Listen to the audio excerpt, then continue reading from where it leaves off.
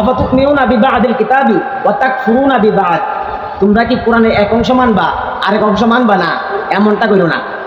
কিছু যেটা সুবিধাবাদ এটা মানলাম, হজ করলাম, আমি হজ করলাম, যাকাত দিলাম, রোজার সময় রোজা রাখলাম, কোরআন তেলাওয়াত করলাম, বললাম আমার প্রথম কাজ হয়েছে গিয়া, প্রথম যখন ঘুম ভাঙে ফজর তো প্রথম কাজ হয়েছে গিয়ে আমি জানি যে নামাজ পড়া, প্রথম কাজে নামাজ পড়া, তখন দেশ চালানোর সময় তখন তার ইসলাম মনে থাকে না, তো শুধু দেশ চালানোর সময় মনে থাকে না, আর এমনি মানলাম। এই জন্য আল্লাহ তাআলা বলতেছে আফাতুমিনুনা বিবাদিল কিতাবি, তোমরা কিছু অংশ মানবা কোরআনের আর কিছু মানবা না, তা হবে না। আফাতুমিনুনা বিবাদিল কিতাবি ওয়া তাকফুরুনা বিবাদ ফামা জাযাউ মান ইয়াফআলু যালিকা মিনকুম ইল্লা খিজিয়ুন ফিল হায়াতিদ দুনিয়া। আল্লাহ তাআলা বলেন যারা এক অংশ মানে আরেক অংশকে ওভারটেক করে, আরেক অংশকে বৃদ্ধাঙ্গুল দেখায়, তারা কি হবে?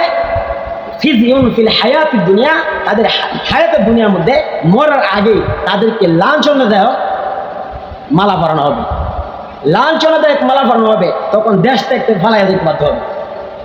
তখন এই আল্লাহ তাআলা বলছেন যারা এক অংশ মানে আর এক অংশ মানে না, তাদের দুনিয়ার জীবনে লাঞ্ছনা, এবং আখিরাতে হয়েছে গিয়া খিজিয়ুন ফিল হায়াতিদ দুনিয়া ওয়া ইয়াউমাল কিয়ামাতি ইউরাদ্দুনা ইলা আশাদ্দিল আযাব, তাদের জন্য কিয়ামতের ময়দানে কঠিন শাস্তি। ওমাল্লাহু বিগাফিলিন আম্মা তা'মালুন, আল্লাহ তাআলা বলেন আমাকে এত গাফের মনে করুন, আমি এত অবুঝ নয়, তাদের জন্য এরকম লাঞ্ছনাদায়ক শাস্তির ব্যবস্থা রয়েছে। এখন আমি কিছু দেখাইলাম, সুন্দর সুন্দর মসজিদ করে দিলাম, আর হক্কানি আলেম ওলামাদেরকে জেলখানা ঢুকাইলাম, তাহলে এটা আবার কেমন হইল? হ্যাঁ, আমি একজনকে আমার পাও তারে ভাড়া ধরলাম, আবার তারা সালাম করলাম, আবার পাও ভাড়া ধরিয়ে রাখলাম, তাহলে এটা কি আদব হইল না বেয়াদবি হইল? হক্কানি আলেম ওলামা জেলে, আর এদিকে মডেল মসজিদ খুলে দিছে, কি সুন্দর কাবে। যখন মক্কা বিজয় হয়েছিল, কাফেরদের যুদ্ধ করিয়া মক্কা বিজয় হয়েছে, তখন কিন্তু আনন্দ করছে, তবে আনন্দ একটা লিমিট আছে।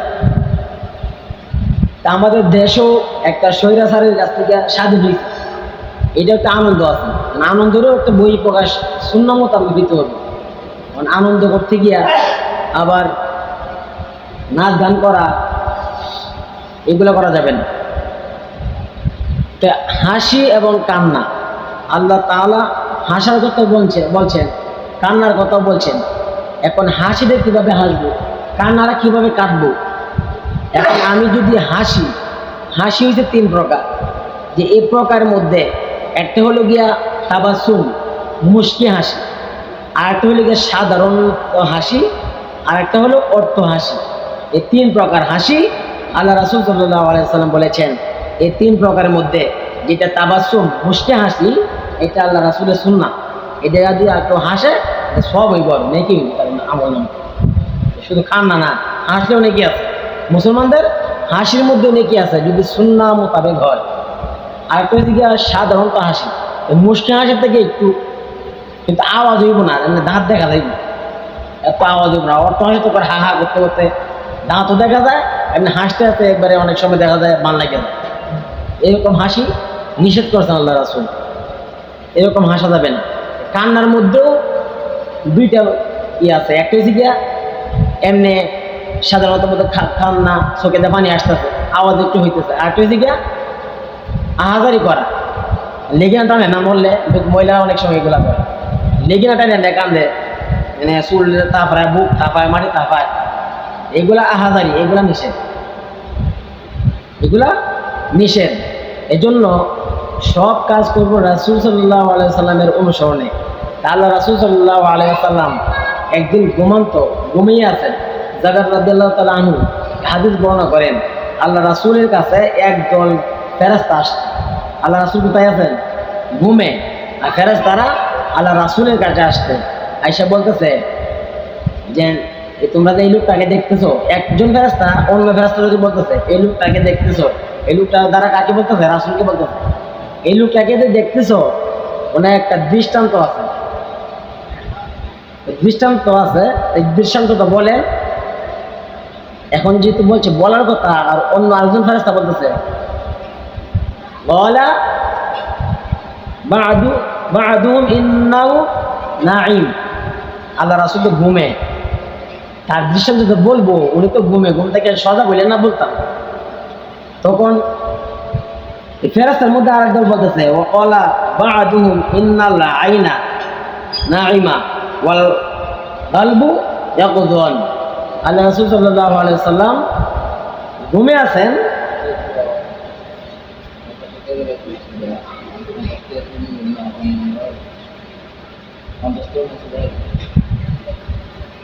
তো আল্লাহ রাসূল সাল্লাল্লাহু আলাইহি ওয়াসাল্লাম ঘুমে আছেন কিন্তু ওনার অন্তর জাগ্রত। চোখও ঘুমায় কিন্তু অন্তর জাগ্রত। তুমি যদি বলো আল্লাহ রাসূল শুনবে, যদিও ঘুমো কিন্তু শুনবে। আমরা তো যদিও একটু আলাদা আলাদা ঘুমাইলে কিছুটা আলাদা আলাদা শুনবো, রাসূলের ঘুম এরকম না। এমনি আমরা সজাগ থেকে যে এরকম শুনতেছি, আমরা তো অনেক সময় স্বপ্নে দেখলে ঘুম থেকে উঠলে রাত্রে স্বপ্নে থেকে ঘুম ভাঙছে, কিন্তু সকালে যে আবার এই স্বপ্নটা আরেকজনের কাছে বলবো মনে থাকে না, কি জানি স্বপ্নে দেখছিলাম মনে, কিন্তু ঘুম ভাঙছে সেই সময় বৃদ্ধি মনে আছে। আল্লাহ রাসূলের এরকম ছিল না, সজাগ থেকে যেমন ঘুমন্ত অবস্থা তেমন।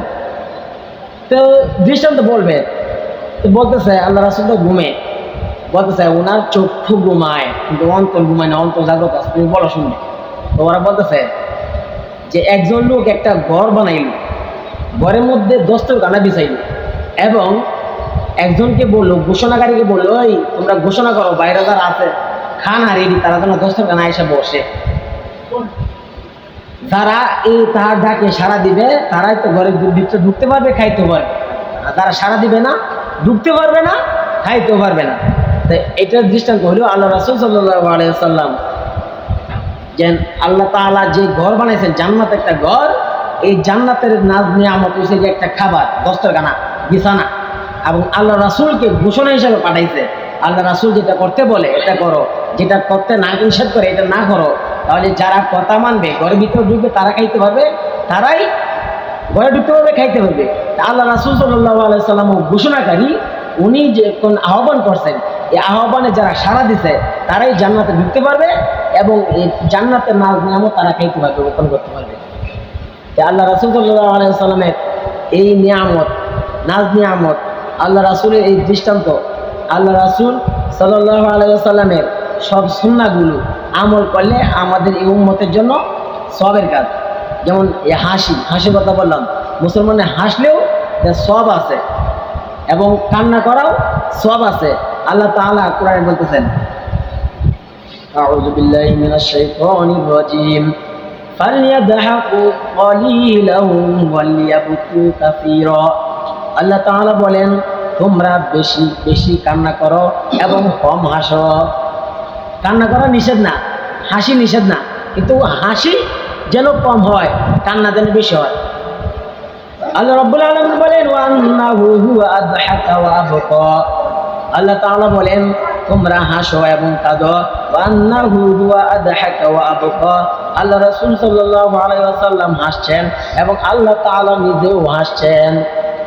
আল্লাহ তাআলা নিজেও হাসছেন এবং রাসূল সাল্লাল্লাহু আলাইহি ওয়াসাল্লামও হাসছেন। কিভাবে হাসবা? এমন স্বাধীনতা পাইয়া, স্বাধীনতার জন্য তোমরা আনন্দ করবা, আনন্দ উৎপন্ন করবা, আর গান বাজাইবা, আর নাচানাচি করবা। এইটা স্বাধীনতা নয়। মক্কা বিজয় করছেন আল্লাহ রাসূল সাল্লাল্লাহু আলাইহি ওয়াসাল্লাম, সাহাবীরাও বিজয় মিছিল করেছেন, তারাও আনন্দ করছেন। তোমরা আনন্দ করবা, আল্লাহ রাসূল সাল্লাল্লাহু আলাইহি ওয়াসাল্লামের তরিকা অনুযায়ী আমল করবা।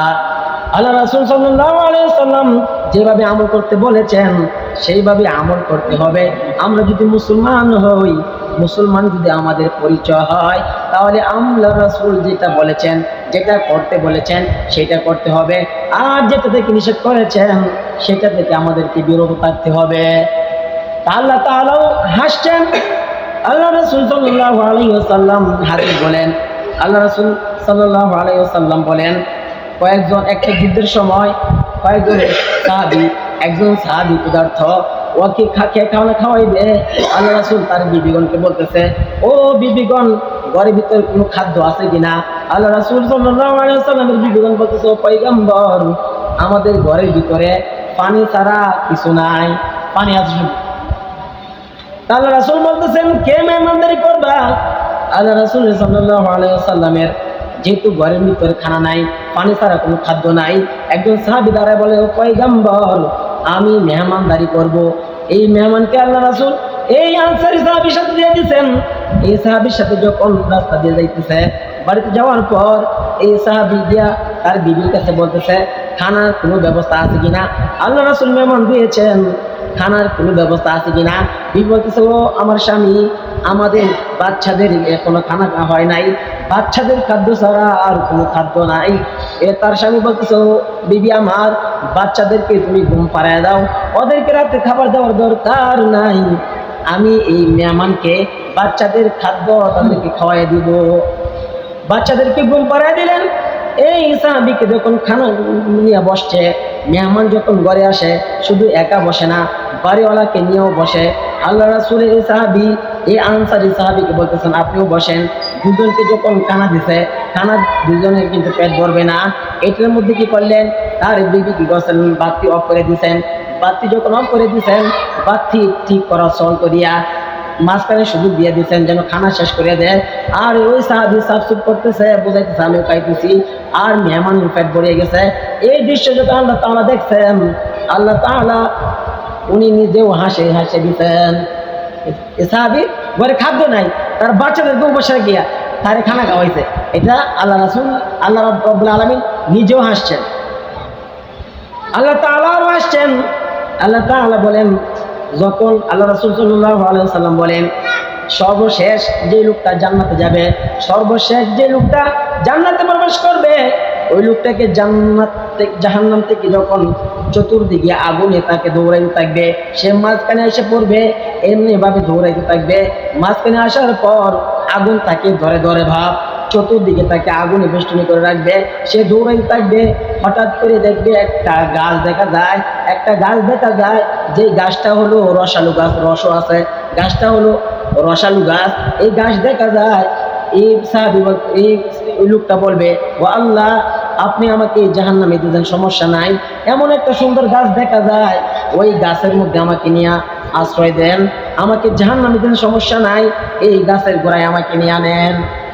আল্লাহ রাসূল সাল্লাল্লাহু আলাইহি ওয়াসাল্লাম বলেন, তখন আল্লাহ তাআলা বলবেন তুমি কিন্তু আর কোনো কিছু চাইতে পারবা না, এটাই কিন্তু তোমার শেষ চাওয়া। তো আল্লাহ আমার আর কোনো দরকার নাই, আপনি আমার এই চাহিদাই পূরণ করেন। এই লোকটা যখন জাহান্নামের এই অগ্নিকাণ্ড থেকে অগ্নি তাকিয়া সে নাজাত পাইবে এবং এই গাছের কাছে যাইবে, সে শুকরিয়া আদায় করবে, আল্লাহ আপনি আমাকে যে নিয়ামত দিয়েছেন, পৃথিবীর আর কারো মনে হয় আর নিয়ামত দেন নাই। তাকে জাহান্নামের আগুন থেকে একটু বাঁচাইছে, এখনো কিন্তু জান্নাতে প্রবেশ করে নাই। সে বলতেছে কি আমাকে যে নিয়ামত দিয়েছেন, পৃথিবীর আর কারো মনে হয় জান্নাত এমন নিয়ামত দেন নাই। অথচ যারা জান্নাতে আছে, সে সর্বশেষ জান্নাতে প্রবেশ করবে। আগে থেকে যারা জান্নাতে আছে তারা কি নিয়ামত পাইতেছে না? কিন্তু তার কাছে মনে হবে এটা যে আমার যে নিয়ামতটা দিয়েছে, জাহান্নামের যে বিশাল আগুন, আগুন থেকে যে আমাকে রক্ষা করছেন, তাহলে মনে হয় এমন নিয়ামত আর কারো দেন নাই। এই লোকটা বলবেন, একটু পরে দেখবেন, তাকায় দেখবেন এর সামনে আরেকটা এর থেকে আরো সুন্দর, আরো কয়েক হাজার গুণ সুন্দর একটা গাছ দেখা যায়। বলবে ও আল্লাহ, ওই গাছটা তো আরো বিশাল সুন্দর, আমাকে যদি ওই গাছের গোড়ায় নিতেন। আল্লাহ তাআলা বলবেন ও আদম সন্তানেরা, তুমি তো বলছো তুমি আর কিছু চাইবা না, ওয়াদা করছো, এখন আবার কেন চাও? তো আল্লাহ এটা আমার শেষ চাওয়া, আমাকে এটা নিয়ে দেন। আল্লাহ বলেন ঠিক আছে, ওই গাছের গোড়ায় নিয়ে যাও।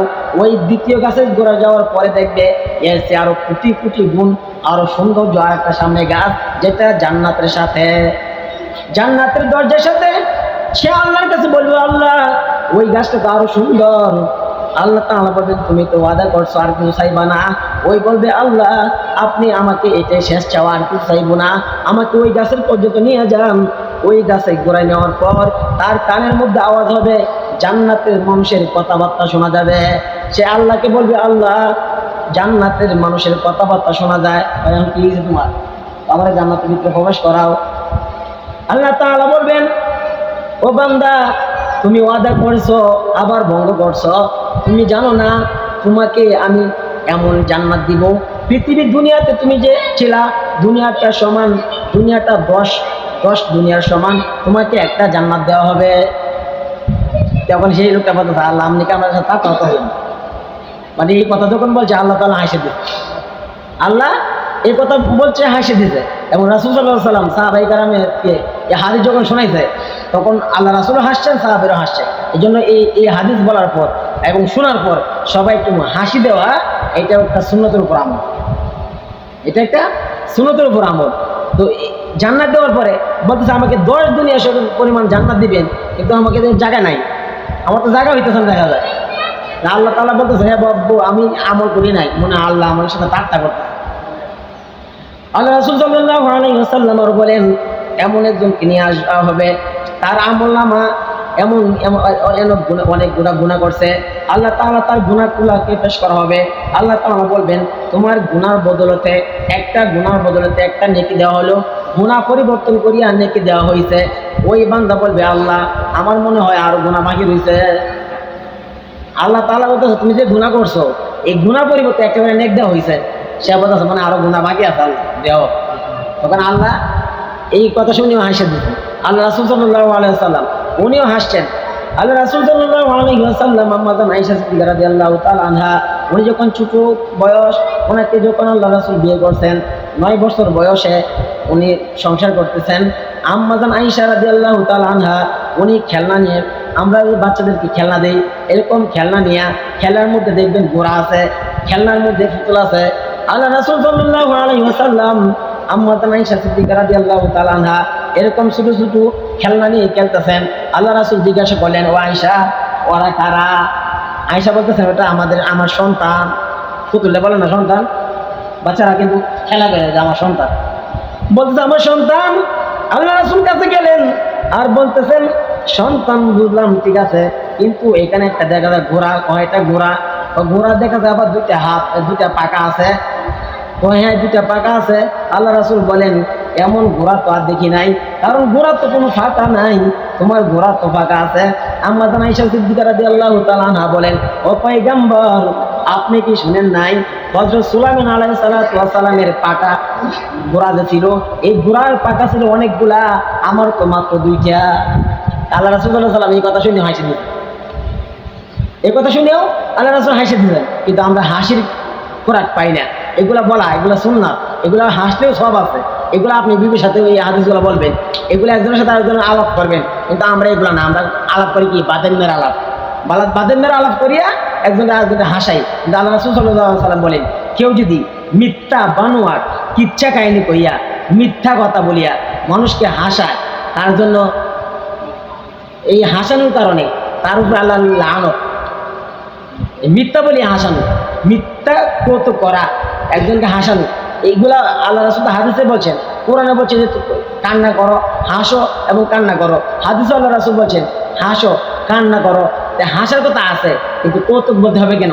এগুলো হাদিস আছে, এগুলো একজনের সাথে আরেকজন আলোচনা করেন, এগুলো তো হাসির কথা আছে।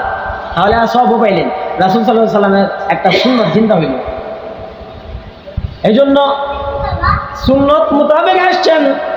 এই 3 প্রকার সুন্নত আল্লাহ রাসূল সাল্লাল্লাহু আলাইহি ওয়াসাল্লাম বলেন তোমরা অট্ট হাসি হাসবা না, যে ব্যক্তি অট্ট হাসি হাসে তার অন্তর মরে যায়। তাহলে হাসি হলো 3 প্রকার। এক প্রকার হলো মুস্কি হাসি, আরেক প্রকার হলো সাধারণত হাসি, আরেকটা হলো অট্ট হাসি। মুস্কি হাসি দেওয়া সুন্নত সবের কাজ, আরেকটা হলো এটাও সবের কাজ, এটা আওয়াজ হয় না কিন্তু দাঁত দেখা যায়।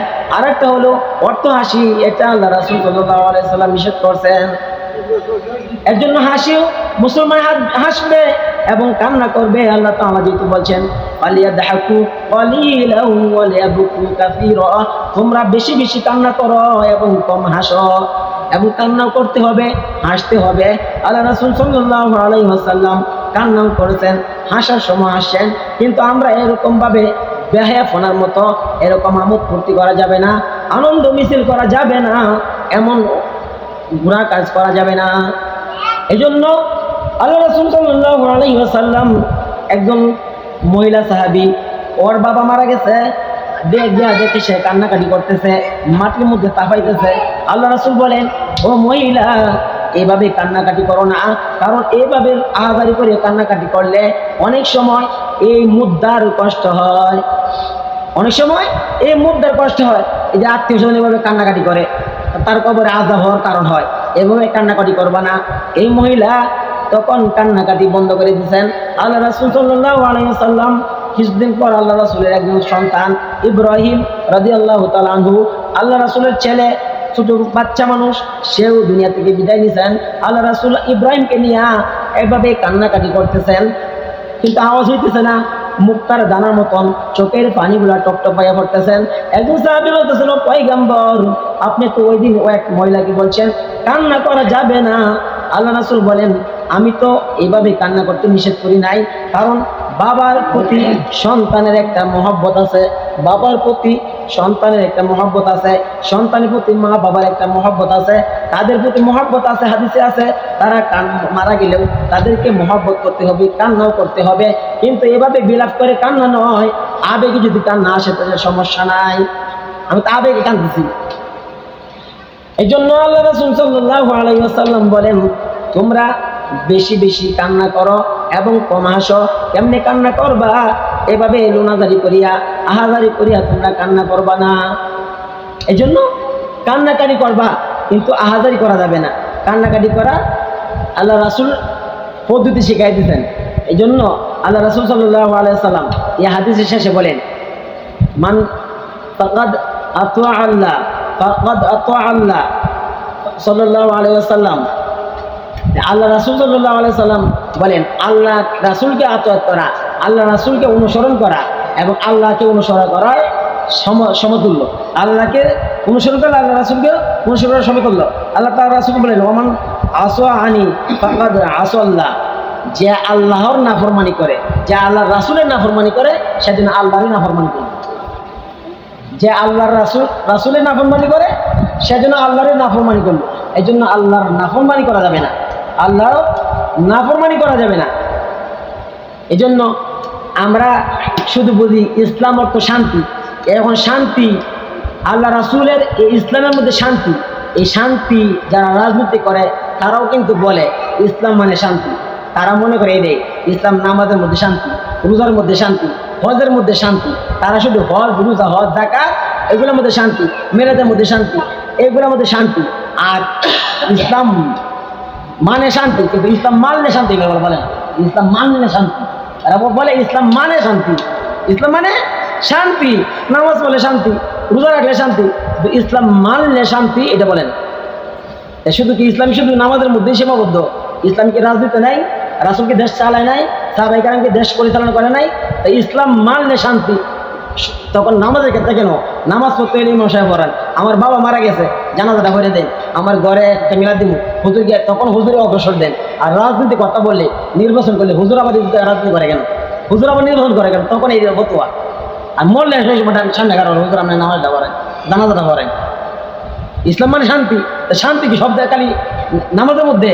রাষ্ট্রের মধ্যে শান্তি দরকার, রাষ্ট্রের মধ্যেও শান্তি দরকার। আর হুজুরের রাজনীতির কথা বললেই সমস্যা। রাজনীতি ইসলাম মানলে শান্তি, মানলে শান্তি বলে না, মানে শান্তি বলে। ইসলাম মানলে শান্তি, তাহলে তো সব জায়গায় শান্তি হইত, রাষ্ট্রের মধ্যে শান্তি হইত। শুধু ইসলাম মানে শান্তি, আমি মসজিদ করে দিলাম মডেল মসজিদ, এখন শান্তি প্রতিষ্ঠিত হয়ে গেল গা। আর অন্তরের মধ্যে আমি কুফরি রাখলাম। আল্লাহ রাসূল আল্লাহ তাআলা বলতেছেন, আফাতুমিনুনা বিবাদিল কিতাবি ওয়া তাকফুরুনা বিবাদ। আল্লাহ তাআলা বলেন, আফাতুমিনুনা বিবাদিল কিতাবি ওয়া তাকফুরুনা বিবাদ। তোমরা কি কোরআনের এক অংশ মানবা আরেক অংশ মানবা না? এমনটা কইরো না যে কিছু যেটা সুবিধাবাদ এটা মানলাম, হজ করলাম, আমি হজ করলাম, যাকাত দিলাম, রোজার সময় রোজা রাখলাম, কোরআন তেলাওয়াত করলাম, বললাম আমার প্রথম কাজ হয়েছে গিয়া, প্রথম যখন ঘুম ভাঙে ফজর তো প্রথম কাজে হয়েছে কি আমি জানি যে নামাজ পড়া, প্রথম কাজে নামাজ পড়া। তখন দেশ চালানোর সময় তখন তার ইসলাম মনে থাকে না। তাই শুধু দেশ চালানোর সময় মনে থাকে না, আর এমনি মানলাম। এই জন্য আল্লাহ তাআলা বলতেছে, আফাতুমিনুনা বিবাদিল কিতাবি, তোমরা কিছু অংশ মানবা কোরআনের আর কিছু মানবা না, তা হবে না। আফাতুমিনুনা বিবাদিল কিতাবি ওয়া তাকফুরুনা বিবাদ ফামা জাযাউ মান ইয়াফআলু যালিকা মিনকুম ইল্লা খিযয়ুন ফিল হায়াতিদ দুনিয়া। আল্লাহ তাআলা বলেন, যারা এক অংশ মানে আরেক অংশকে ওভারটেক করে, আরেক অংশকে বৃদ্ধাঙ্গুল দেখায়, তারা কি হবে? খিযয়ুন ফিল হায়াতিদ দুনিয়া, তাদের হায়াতের দুনিয়ার মধ্যে মরার আগে তাদেরকে লাঞ্ছনাদায়ক মালা পরানো হবে, লাঞ্ছনাদায়ক মালা পরানো হবে। তখন দেশ থেকে ফালাইয়া দিতে বাধ্য হবে। তখন এই আল্লাহ তাআলা বলছেন, যারা এক অংশ মানে আর এক অংশ মানে না, তাদের দুনিয়া জীবনে লাঞ্ছনা, এবং আখিরাতে হইছে গিয়া খিযয়ুন ফিল হায়াতিদ দুনিয়া ওয়া ইয়াউমাল কিয়ামাতি ইরাদ্দুনা ইলা আশাদ্দিল আযাব। তাদের জন্য কিয়ামতের ময়দানে কঠিন শাস্তি। ওমাল্লাহু বিগাফিলিন আম্মা তা'মালুন। আল্লাহ তাআলা বলেন, আমাকে এত গাফেল মনে করো না, আমি এত অবুঝ নয়। তাদের জন্য এরকম লাঞ্ছনাদায়ক শাস্তির ব্যবস্থা রয়েছে। এখন আমি কিছু দেখাইলাম, সুন্দর সুন্দর মসজিদ করে দিলাম, আর হক্কানি আলেম ওলামাদেরকে জেলখানা ঢুকাইলাম, তাহলে এটা আবার কেমন হইল? হ্যাঁ, আমি একজনকে আমার ফাও তারাতে ভাড়া ধরলাম, আবার তারা সালাম করলাম, আবার ফাওতে ভাড়া ধরিয়ে রাখলাম, তাহলে এটা কি আদব হইল না বেয়াদবি হইল? হক্কানি আলেম ওলামা জেলে, আর এদিকে মডেল মসজিদ খুলে দিছে, কি সুন্দর কাজ। তাহলে এক অংশ মারলাম, আরেক অংশ মারলাম না, ইসলামের বিরুদ্ধে কাজ করলাম, কিছু দেখাইলাম। আবার আমাদেরকে বলা হয় মিথ্যাবাদী কারা, মুনাফিকের আলামত আছে, এর মধ্যে একটা হয়েছে গিয়া কথা বলে মিথ্যা বলে। হেফাজত ইসলামের সময় যখন আলেম ওলামা মারা গেছে, বলে এরা কেউ মরে নাই, গোলাগুলি হয় নাই, গোলাগুলি হয় নাই, তারা রং মাইকে শুয়ে রয়েছে, রং মাইকে শুয়ে রয়েছে এখানে। কারণ অভিনেত্রী বুঝে কেটা অভিনয় করতেছে, নিজে অভিনেত্রী হলে সবাইকে অভিনেত্রী মনে হয়, অভিনেতা নেতা মনে হয়। এই জন্য সবাইকে আক্রমণ হইতেছে, মৃত্যু হয়েছে, রক্ত ভরা, রং মাইকে শুয়ে দিয়েছে। সে এই মুনাফিকের আলামতের মধ্যে এগুলো একটা, কথা বললে মিথ্যা বলা। তা আবার বলে যারা ধর্মান্ধ, শাপলা সত্তর তখন হয়ে গেছে কি জুতা সত্তর, দুইটার পরে শাপলা সত্তর খালি হয়ে গেছে, জুতা ভরে নিয়েছে, জুতা সত্তর একজন মন্ত্রী বলছিল। এখন তারে আবার ধরা হয়েছে, তারা ধরা হয়েছে। আল্লাহ রাব্বুল আলামিন ছাড় দেয়, কিন্তু ছেড়ে দেয় না। বলছিল কি তারা ধর্মান্ধ, তার আলেম ওলামা ধর্ম ব্যবসায়ী। ধর্ম ব্যবসায়ী কাদেরকে বলা হয়? আপনি মনে করেন ব্যবসা করতেছেন, কিছু সময় ব্যবসা করতেছেন, আবার ছেড়ে দিলেন, এই ব্যবসায়ী। হুজুরা তো ধর্মে ব্যবসায়ী, হুজুরা কি শুধু কিছু সময় লেগে মাথা টুপি দেয় আর কিছু সময় লেগে ভাঞ্জাই করে, এরকম। ধর্ম ব্যবসায়ী কাদেরকে বলা হয়? যারা ধর্মকে ব্যবহার করিয়া, সাইনবোর্ড হিসাবে ব্যবহার করিয়া, নির্বাচনে আগে মাথার মধ্যে পট্টি লাগাইয়া, হাতের মধ্যে তসবি দিয়া শাহজালাল দৌড়ায়, শাহপুরান দৌড়ায়, তখন মক্কায় গিয়া ওমরা করতে দৌড়ায় আর বোঝায় আমি এখন মুসলমান। যখন নির্বাচন শেষ তখন ফোর্টি আর থাকে না, তখন ইসলাম বিরোধী কার্যকলাপ করে। নির্বাচনের আগে মাথায় টুপি লাগায়, মসজিদে মসজিদে গিয়ে দোয়া যায়। এগুলো হচ্ছে ধর্ম ব্যবসায়ী। নির্বাচন স্বার্থের জন্য ধর্মকে ব্যবহার করে, স্বার্থের জন্য ধর্মকে যারা ব্যবহার করে তারা ধর্ম ব্যবসায়ী। দেখেন না, ইসলাম বিসর্জন যাক, এরকম এমপি মন্ত্রী আছে, এমন কিছু 5-6টা গোলাম আছে, নেতা আছে, তারা কি করে? ইসলাম বিসর্জন যাক, আমি তো ওই দলে আমার দল টিকে থাকুক, ইসলাম কিছু হোক। নবীকে করতে গেছে, কিছু পারে নাই, কেন আমাদের নেত্রী ইশারা দেয় নাই, এর জন্য আমরাও ইশারা নাই। যত বাহিনী হোক, প্রশাসনের যত লোক হোক, আল্লাহ রাসূল বলছেন তোমরা আল্লাহ এবং রাসূলকে বেজার করি এমন কোনো কাজ করবা না। যদি সরকারের অনুমতিও দেয়, হুকুমও দেয়, তখন করা যাবে না। আমি অন্যায় কাজ করব না। তাহলে যদি আমি হুকুম মানে সরকারের হুকুম আমি করি, অমান্য কাজটা যদি আমি মানি, তাহলে ফেরাউনের বাহিনী যে মুসার বিরুদ্ধে তারাও জাফায় পড়ছে, তাহলে ফেরাউনের বাহিনী আর এই বাহিনীর সাথে কোনো পার্থক্য নেই। তারাও ন্যায় অন্যায় বুঝে না, জাফায় পড়ে, সরকার হুকুম দিয়েছে জাফায় পড়তে হবে, ন্যায় অন্যায় দেখেন না, সরকারি গোলাম। এই জন্য আল্লাহ রাসূল সাল্লাল্লাহু আলাইহি ওয়াসাল্লাম পদ্ধতি শিখাইছেন, রাজনীতি কিভাবে করতে হবে, দেশ কিভাবে চালাইতে হবে। তাহলে দেশ এইভাবে চালাইতে হবে, রাজনীতি এইভাবে করতে হবে, আল্লাহ রাসূল সাল্লাল্লাহু আলাইহি ওয়াসাল্লামের সুন্নাহ অনুযায়ী চলতে হবে। তো এইগুলা যদি বলা হয় তাহলে সমস্যা। হক কথা বললেই তখন, কারণ আগে কাউকে হক কথা বলতে দেওয়া হয় নাই। পদ্মা সেতুর মধ্যে একটা নাট একটু ডিল ছিল, একজন টিকটকার ইউটিউবার, এইটা দেখাইছে শুধু, দেখেন পদ্মা সেতু কাজ হয়েছে কিন্তু একটু নাট বাকি রয়েছে, একজনটা একটা ভুল ধরাই দিলে আর তারা পুরস্কার দেওয়া দরকার। কিন্তু সরকার কি করছে? এটা গ্রেফতার করছে, কেন? এই ভুলটা ধরছে। নাটটা বলা হতো টাইট দিচ্ছে না, পদ্মা সেতু বানাইছে, নাট টাইট দিচ্ছে না, এটা তো তাকে পুরস্কার দেওয়া দরকার, তুমি এই ভুলটা ধরে দিছো। কিন্তু তাকে অন্যায়ভাবে আরো তারে রিমান্ডে নেওয়া হয়েছে, কেন? এই ভুলটা ধরছে। এটা নিয়ে নাকি উপহাস করা হয়েছে। আর ইসলামটা নিয়ে উপহাস করলে তখন দলের এই যে 5-8 গোলামগুলো আছে তাদের কিছু হয় না। দেখেন, যারা ধর্মকে বিসর্জন দেওয়া, দলকে আগে দল নয়, আগে ধর্ম, আগে ধর্ম পরে দেশ পরে দল।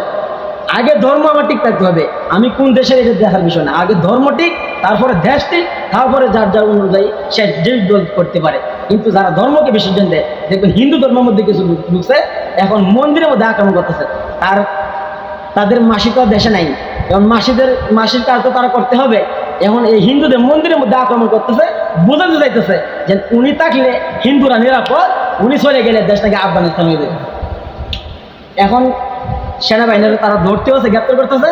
এখন 10 জন ধরা খাইছে, তারা সবাই হিন্দু হইয়াও তাদের নিজের মন্দিরের মধ্যে আক্রমণ করতেছে। কেন? দলের জন্য, ক্ষমতার জন্য, কিন্তু ধর্মকে বিসর্জন দিতেছে। আমি কি আমার দলের জন্য, দল আমার ভালো সাপোর্ট করব, এই জন্য আমার নিজের মসজিদের মধ্যে আমি আঘাত করবো?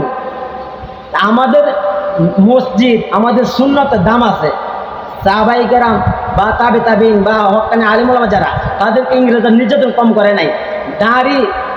তারা দাড়ি রাখছিল, মানে কাটিয়ে দাড়ি জায়গায় রাখে হাফ প্যান্ট পরা রাখছে, যেন সুনত মতো কাপড় না পরতে পারে। হাফ প্যান্ট পরাইছে, ওজুর পানি দিত, ওজুর মধ্যে প্রস্তাব করে পানির মধ্যে প্রস্তাব করে দিত, ওজু করতে দেয় নাই। ইংরেজরা এরকম অত্যাচার করছে। তারা কি করছে? দাড়ির মধ্যে ওরা হাত পা বাঁধতে দাড়ি কাটবে, তখন লোক বলতেছে, আলিম ওলামা বলতেছে, আমাদেরকে দাড়ি কাটো না, দরকার লাগে আমাকে জব করে লাও, তুমি দাড়ি কাটো। এই সুন্নতের জন্য, সুন্নত জিন্দা করার জন্য নিজের দাড়িতে গিয়া নিজের গলা দিতে রাজি। আর এইগুলাকে আবার মিথ্যা মামলা দিয়া তারা হেফাজতের সময় কোরআন শরীফ পড়াইছে। মিথ্যারও একটা সীমারেখা আছে। এই জন্য আল্লাহ তাআলা যে যেমন যতটুকু অপরাধ করবে এটার প্রতিফলও ভোগ করে যাবে। কিছু কিছু প্রতিফল আছে দুনিয়াতেও ভোগ করতে হবে, আখেরাতেও ভোগ করতে হবে। এই জন্য যেই ক্ষমতায় আসুক, দেশ পরিচালনা সুন্দরভাবে যদি করে, সে জান্নাত নাজাত পাইবে, সে ভালো কাজ করলে নাজাত পাইবে। আর যেই আসুক ক্ষমতায়, আমি বলতেছি না এই দল আর এই দল কোনটা ভালো আর কোনটা খারাপ, যেই আসুক ভালোভাবে দেশ চালাইলে সমস্যা নাই। কারণ সুন্নাহ মোতাবেক চালাও। আমরা মুসলমান, 95% মুসলমান। আগে একজন ধর্মমন্ত্রী ছিল হিন্দু, মুসলমান 95%, ধর্মমন্ত্রী হিন্দু হবে কেন? ধর্মমন্ত্রী থাকে মুসলমান। একজন আলেমকে কম আছে, যে পদ্মা সেতু যখন উদ্বোধন করে, বাংলাদেশের মধ্যে এতগুলা দেশ, পৃথিবীর মধ্যে এতগুলা দেশের মধ্যে বাংলাদেশের যে ছেলেরা কোরআনের প্রতিযোগিতায় তারা 1 নম্বর বিজয় অর্জন করছে। তাদের কাউকে দিয়া কোরআন শরীফের তেলাওয়াত করিয়া বীজ উদ্বোধন করে নাই। এ সেতু উদ্বোধন করছে কাকে দিয়া? একটা দাড়ি নাই এরকম একটা নেতা দিয়া। এবার পড়ার মানে এগুলো তো কোরআন শরীফ নিয়ে একটা বিকৃতি। আপনার নামটা যদি বাঙ্গা বান্ধে শেখ মুজিব যদি পাওয়া যায়, তাহলে কোনো এটা ব্যঙ্গ করছে, গ্রেপ্তার করা হইব। কেন? এইভাবে নামটা উচ্চারণ করছে। তো কোরআন শরীফকে নিয়ে আপনার ব্যঙ্গ করে ভরা। আর কোরআন শরীফ এমনভাবে তেলাওয়াত করা, সহিষ্ণুভাবে তেলাওয়াত করা। আল্লাহ রাসূল বলছেন নামাজ ভঙ্গের কারণ আছে, এর মধ্যে 1 নম্বর কারণ হলো নামাজ অশুদ্ধ করা।